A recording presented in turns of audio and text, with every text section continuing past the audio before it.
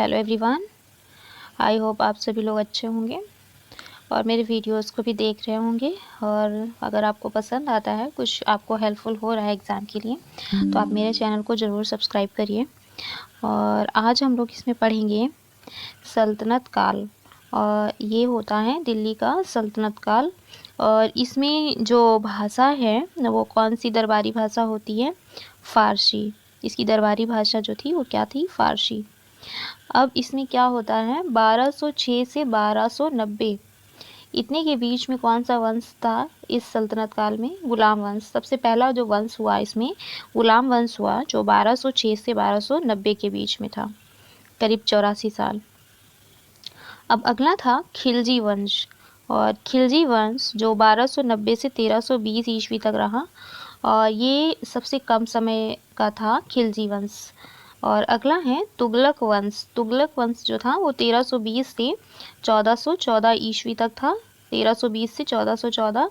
और ये वंश का जो समय है वो सबसे बड़ा समय था। छोटा खिलजी वंश का था, बड़ा तुगलक वंश का था। इसके बाद आता है सॉरी इसके बाद आता है सैयद वंश, और ये है 1414 से 1450 ईस्वी तक। इसके बाद आता है पांचवा लोदी वंश। लोदी वंश जो था वो 1451 से 1526 ईस्वी तक रहा। तो सल्तनत काल में हम लोग 5 वंश पढ़ते हैं। पहला गुलाम वंश, दूसरा खिलजी वंश, तीसरा तुगलक वंश, चौथा सैयद वंश, और लास्ट में लोदी वंश। और सबसे जो कम समय तक रहा वो खिलजी वंश, जो ज़्यादा समय तक रहा वो तुगलक वंश था। अब आते हैं गुलाम वंश, और गुलाम वंश की जो स्थापना थी 1206 में हुई थी। और ये इसमें जो था कौन था शासक? कुतुबुद्दीन ऐबक। ये कुतुबुद्दीन ऐबक जो था ये गौरी का गुलाम था, और इसको मालिक साहिबजादा लाख बख्श की उपाधि मिली। और कुतुबुद्दीन ऐबक का जो राज्याभिषेक हुआ था वो 24 जून 1206 को हुआ था। और इसकी जो पहली राजधानी जो बनाई थी वो लाहौर बनाई थी कुतुबुद्दीन ऐबक ने। और गुलामों को फ़ारसी में बंदगा कहा जाता, और इसके बाद इसकी जो सैनिक सेवा के लिए इनको ख़रीदा जाता था।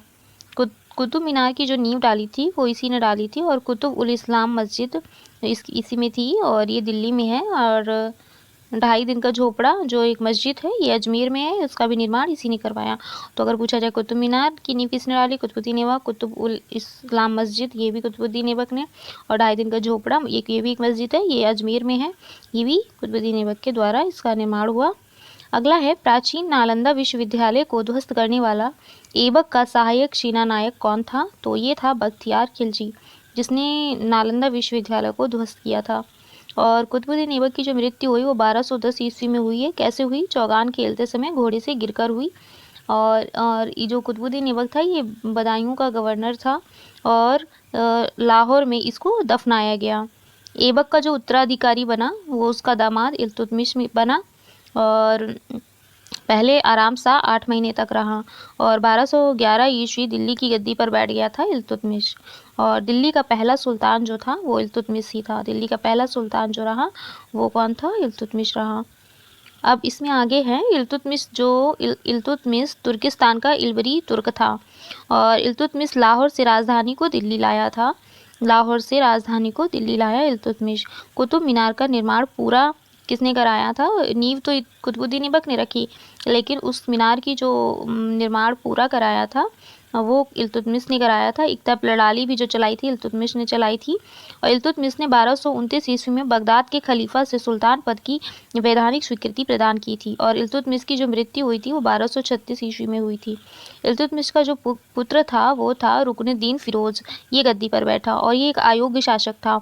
और माँ शाह तुर्कान छाई रही, मतलब ये इसकी माँ थी। और इसकी बहन हुई रज़िया सुल्तान। इसकी बहन कौन थी? इसकी रुकनुद्दीन फिरोज़ की बहन थी रज़िया सुल्तान, ये गद्दी पर बैठी।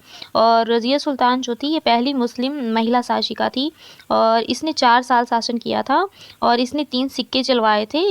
एक था इल्तुतमिश की बेटी, दूसरा न्याय की रानी, तीसरा दिल्ली सल्तनत की महारानी।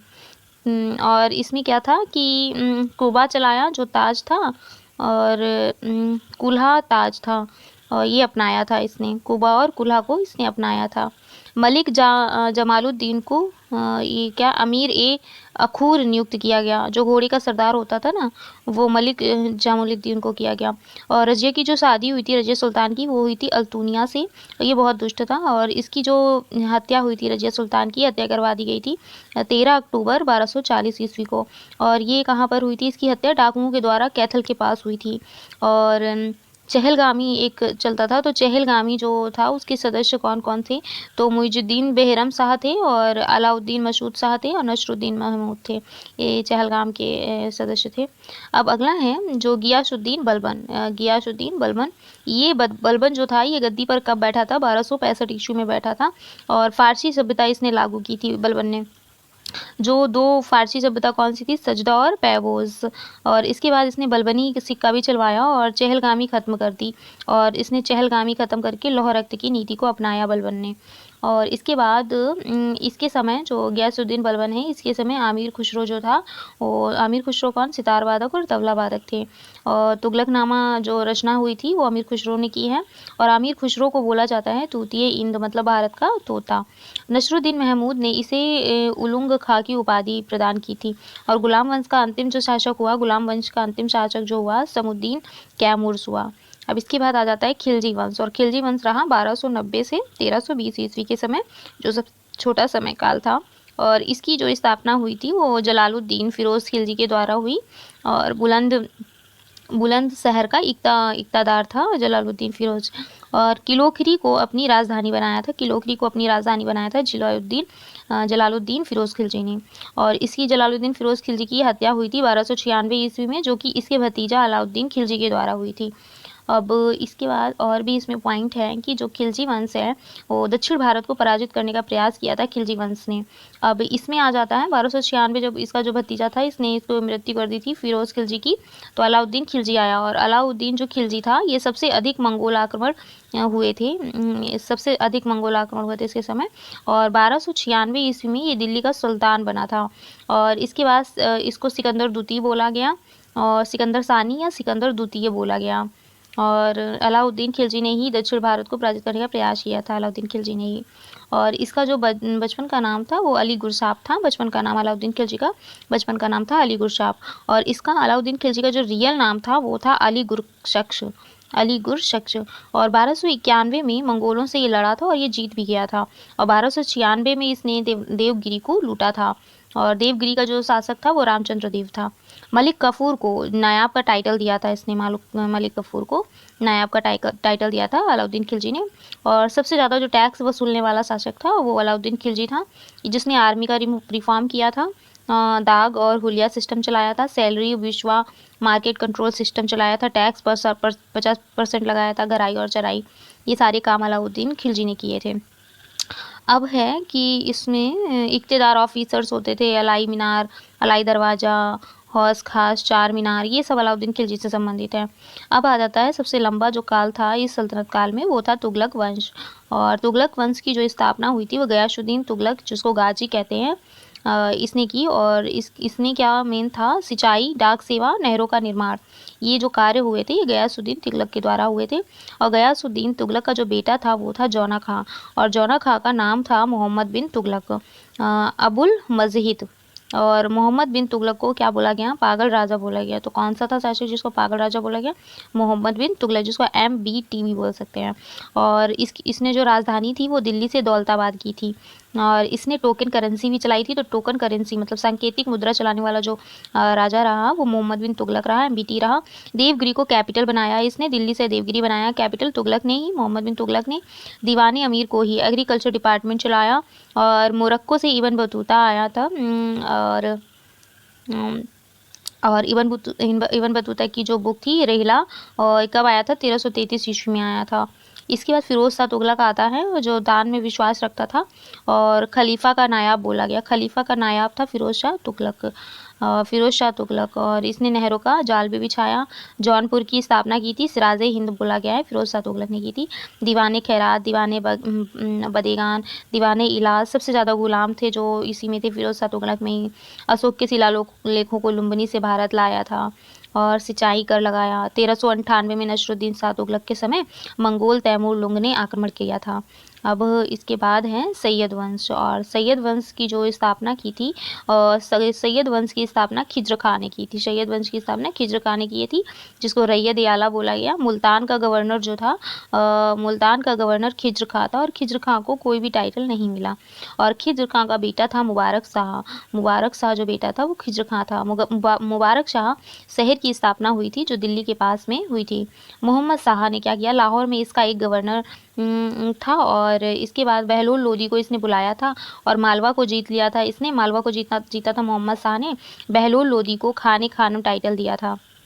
और इसके बाद आता है लास्ट जो वंश था सल्तनत काल का, लोदी वंश।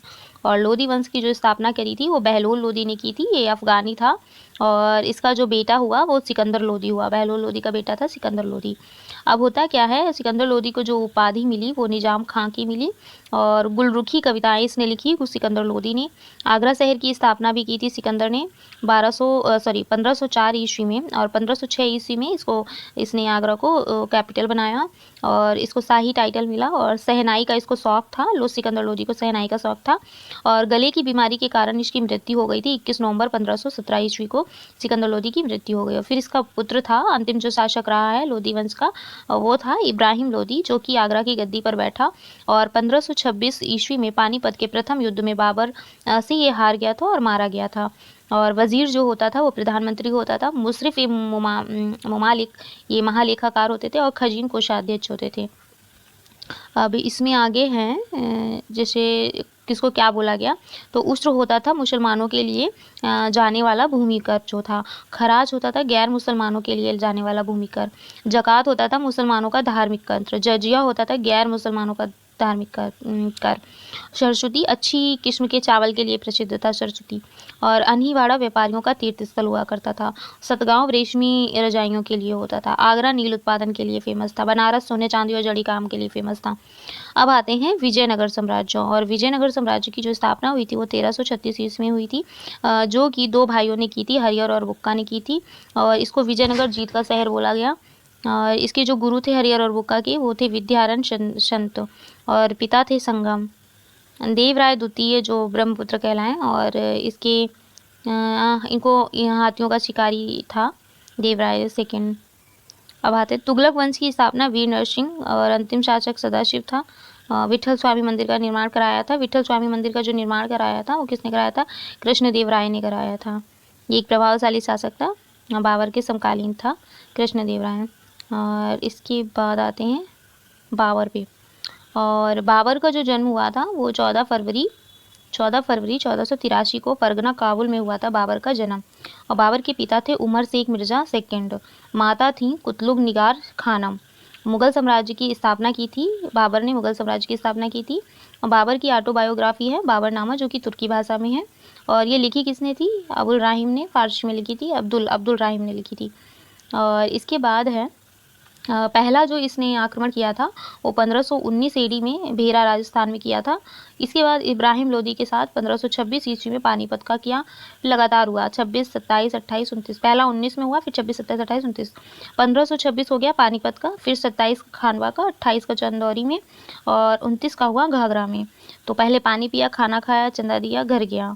तो इस तरह से इसको याद कर सकते हैं। तो 26 को पानी, 27 को खानवा, 28 को चंदौरी चंदा दिया, 29 को घर गया घाघरा। और ये किसके साथ हुए, तो पहला इब्राहिम के साथ हुआ, फिर राणा सांगा खानवा, राणा सांगा, मेदिनी चंदौरी, और अफगानी के साथ घाघरा का युद्ध हुआ। और बाबर के 4 पुत्र हुए, अस्कारी, कामरान, हिंदाल और हुमायूं। और बाबर की जो उपाधियां थी, इसको कौन कौन सी बाबर को उपाधि मिली, गाजी की उपाधि मिली, बादशाह की उपाधि मिली, और कलंदर की उपाधि मिली। अब आता है इसका बेटा हुमायूं। और हुमायूं जो होता है वो देवरा का युद्ध लड़ता है 1531 में शेरशाह सूरी के साथ, और ये जीत जाता है। फिर ये लड़ता है 1539 ईस्वी में शेरशाह सूरी से लड़ता है चौसा का युद्ध, लेकिन ये हार जाता है। फिर इसके बाद आता है 1540 में फिर से शेरशाह सूरी के साथ युद्ध लड़ता है, और ये फिर हार जाता है। फिर होता है सरहिंद का युद्ध 1555 ईस्वी में, हुमायूं सिकंदर शाह सूरी के साथ होता है। और हुमायूंनामा की रचना जो की थी वो गुलबदन बेगम ने की, कई बार पूछा गया है एग्जाम में। और इसने इमारत बनवाई दीन पनाह सिटी की और शेर मंडल की। Visit of Iran king Shah का किया, और हमीदा बानो जो थी हमीदा बानो बेगम से इनकी क्या हुई, शादी हुई। और इसके बाद इनका बेटा हुआ जलालुद्दीन मोहम्मद। जलालुद्दीन मोहम्मद मतलब अकबर का जन्म हुआ। और फिर इसके बाद होता है क्या, शेर शाह सूरी के बारे में पढ़ते हैं। 1540 से 1545 शेर शाह सूरी रहा। और रियल नाम शेर शाह सूरी का था फरीद खान। शेर शाह सूरी का रियल नाम था फरीद खान। और पिता कौन था शेर शाह सूरी का? हसन खान था, जो कि सासाराम बिहार से थे। और शेर शाह का जो इसको टाइटल मिला। और चौसा का युद्ध इसने जीता था 1539 में। मलिक मोहम्मद जायसी किताब है, मलिक मोहम्मद जायसी की किताब है, किताब का नाम है पद्मावत। अब है पहला चांदी का सिक्का जो जलवाया था शेर शाह सूरी ने चलवाया था। और पाटलिपुत्र का नाम पटना नाम किया था। और इसका कार्य क्या था? किला ए कुहाना, पुराना किला कार्य किया था इसने इस पे। और सड़क ए आजम बोला गया। डाक प्रथा शुरू करी थी। बांग्लादेश चुनार गवर्नर से पाकिस्तान पेशावर तक सड़क बनाई थी, जिसको जीटी रोड भी बोला गया, उत्तरपात भी बोला गया। और शेर शाह सूरी की मृत्यु 1545 ईस्वी में हुई, कालिंजर विजय पर हुई थी। और टॉम्ब इसका है सासाराम में। अब आता है अकबर, हुमायूं के बाद अकबर का जो जन्म हुआ था वो 15 अक्टूबर 1542 ईस्वी को हुआ था। और हमीदा बानो बेगम के गर्भ से हुआ था, आमर कोट के राणा वीर शाल के महल में। अकबर का राज्याभिषेक हुआ था 14 फरवरी 1526 ईस्वी में पंजाब के कालानौर पर। और अकबर का जो शिक्षक था वो अब्दुल लतीफ़ था, ईरानी विद्वान था।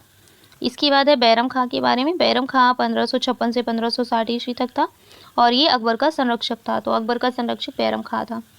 अब आते हैं अकबर द्वारा लड़े गए युद्ध। तो अकबर द्वारा पहले जो लड़ा गया 1556 में ही पानीपत का दूसरा युद्ध हुआ था हेमू और अकबर के बीच में। फिर हुआ था मालवा का युद्ध। मालवा का युद्ध हुआ था अकबर और बाज बहादुर के बीच में। और कब हुआ था मालवा का? 1561 ईस्वी में। फिर आमेर का युद्ध हुआ था, आमेर किला 1562 ईस्वी में हुआ था और किंग भरमाल के साथ। अगला है रणथंभौर का युद्ध हुआ था 1569 ईस्वी में हुआ था। और किसके? बुदेलखंड। अब इसके बाद हुआ था 1573 में गुजरात का मुजफ्फर शाह के साथ। और इसके बाद हल्दी घाटी का युद्ध हुआ था 1576 में महाराणा प्रताप के साथ। फिर हुआ था 1581 ईस्वी में काबुल का युद्ध हुआ था मिर्ज़ा हाकिम के साथ। फिर कश्मीर पर 1586 में। फिर है 1592 सिंध का युद्ध हुआ 1592। 1599 में अहमदनगर चांद बीबी के साथ। फिर 1601 ईस्वी में असरगढ़ का युद्ध। इसने बहुत सारी बिल्डिंग का भी निर्माण करवाया, जिसमें दीवान ए आम, दीवान ए खास, दीवान ए आम होगा, दीवान ए आम, दीवान ए खास। और इसके बाद इलाहाबाद किला, आगरा किला, जोधाबाई महल, हुमायूं मकबरा, मनसब सिस्टम, ये सब इसने बनवाया। और सैलरी जो थी वो मिनिमम 10 थी, मैक्सिमम 12,000 थी। और ये जो मनसब सिस्टम था ये टोडरमल के द्वारा होता था। फतेहपुर सीकरी ये सब हुआ। और इबादत खाना और शाही महल जो फतेहपुर सीकरी वो पंचमहल और बुलंद दरवाज़ा, लाहौर का किला, ये सारे काम किए। और इसके बाद 1562 ईस्वी में गुलाम नीति का अंत भी किया इसने। गुलाम नीति का जो अंत किया अकबर ने 1562 में किया। फिर 1563 में इसने पिलग्रिम टैक्स का ख़त्म किया। फिर 1564 ईस्वी में जजिया कर भी ख़त्म कर दिया। 1564 में लगातार 62, 63, 64 गुलाम नीति पहले अंत की, फिर पिलग्रिम टैक्स ख़त्म किया, फिर जजिया कर 64 में ख़त्म किया। फिर 1571 ईस्वी में फतेहपुर सीकरी कैपिटल बनाया इसने, बुलंद दरवाज़ा बनवाया। फिर 1575 में इबादत खाना निर्माण करवाया। 1582 में दीन इलाही, सभी धर्मों को मानने वाला, और सिर्फ बीरबल ने अपनाया इसको कि ये ठीक है। और इसके बाद है 9 रत्न थे अकबर के। जो बीरबल था, बीरबल का नाम महेशदास, जो इसका सलाहकार हुआ करता था। तानसेन, जिसका नाम रामतनु पांडे था, और ये म्यूजिशियन थे इसके दरबार में। फिर था टोडरमल, जो कि फाइनेंस मिनिस्टर, वित्त मंत्री में थे इनके। और भूमि को इन्होंने 4 भागों में बांटा, परती, पोलज, बंजर, चाचर। और एक मान सिंह थे, मान सिंह जो कमांडर हुआ करते थे। फिर अब्दुल रहीम क्या थे? ये पोएट थे। और अबुल फजल, ये भी पोएट थे। फैज़ी पोएट थे। और इसके बाद भगवान दास पोएट थे। मुल्ला दो प्याजा, ये खाना पकाते थे। आगे तुजुक ए बाबरी, जिसको बाबरनामा बोला गया तुर्की भाषा में, और तुजुक ए बाबरी फ़ारसी भाषा में लिखी, और फिर इसी का जो रूप है बाबरनामा वो तुर्की भाषा में है। और ये दोनों किसके द्वारा लिखा गया? अब्दुल रहीम। और आईने अकबरी जो लिखा, अकबरनामा जिसको बोलते हैं फ़ारसी भाषा में, ये लिखा अबुल फजल ने आईने अकबरी, और अकबरनामा अबुल फजल के द्वारा। अब आते हैं जहांगीर। और जहांगीर क्या है? ये एक तरह से चित्रकार थे। 1605 से 1616 ईस्वी तक। इनका बचपन का नाम सलीम था। जहांगीर के बचपन का नाम सलीम था, और इनका किला लाहौर में है। तुज़िक ए जहांगीरी इनकी ऑटोबायोग्राफी है। 1585 ईस्वी में मानबाई जो इनकी वाइफ है, और 1587 ईस्वी में जगत गोसाई इनकी वाइफ बनी। 1611 में इनकी मेहरुनिसा वाइफ बनी। मेहरुनिसा जो थी वही अनारकली थी, नूर जहाँ जिसको बोला गया। और इनके मेहरुनिसा के जो पिता थे वो मिर्ज़ा ग्यास बेग थे। अब आते हैं जहांगीर ने अर्जुन देव को फांसी की सज़ा दी थी। अर्जुन देव को फांसी की सज़ा, जो एक गुरु हुआ करते थे, इनको सज़ा दी थी, फांसी की सज़ा जहांगीर ने दी थी। और 1608 ईस्वी में कैप्टन हॉकिंस आया था, और 1615 में सर थॉमस रॉ आया। और जहांगीर के 5 पुत्र थे, खुसरो, खुर्रम, शहरयार, परवेज़ और जहांदार। ये सब इसके 5 पुत्र थे। अब आता है शाहजहाँ। और जो शाहजहाँ है, शाहजहाँ जिसको खुर्रम बोला गया, इसमें खुर्रम है ना, इसका बेटा, 5 पुत्रों में एक बेटा था खुर्रम, और खुर्रम जो था वही शाहजहाँ था जिसने ताजमहल का निर्माण कराया था। और इसका था काल 1628 से 1658 ईस्वी। और शाहजहाँ की जो पत्नी थी वो अर्जुमन बानो थी, शाहजहाँ की जो वाइफ थी अर्जुमन बानो। और 1632 AD में हुगली नदी को इसने जीता। 4 बेटे थे इसके, दारा सिकोह, औरंगजेब, शुजा और मुराद। और शाहजहाँ की जो मृत्यु हुई वो 1666 AD में हुई। और तख्त ए ताउस 1635 ईस्वी में जीता। ताजमहल इसने बनवाया 1631 से 1653 AD, मतलब 20 साल के लगभग, ज़्यादा ही 22 साल लगे, 22 साल। और ताजमहल बनाने के जो मिस्त्री थे वो उस्ताद अहमद लाहौरी, और उस्ताद था ईसा खां। और दिल्ली का लाल किला बनवाया 1938 AD में। और इसके बाद दिल्ली जामा मस्जिद 1644 AD में। मोती मस्जिद 1648 ईस्वी, मोती मस्जिद आगरा में है। और दीवाने खास, दीवाने आम, ये सब इसने बनवाया। और बिल्डिंग्स सबसे ज़्यादा बनवाई इसने। और औरंगजेब। अब आता है औरंगजेब, जो कि वीणा वादक था। इसका काल था 1658 से 1707 ईस्वी। और इसको जिंदा पीर बोला गया या आलमगीर बोला गया। औरंगजेब को 2 बार अपना राज्याभिषेक कराया था इसने, और ज़रोका दर्शन को इसने बंद करा दिया था। कब बंद कराया था? तो 1669 में इसने ज़रोका दर्शन को बंद करा दिया था। म्यूजिशियन और वाइन भी बंद करा दी थी।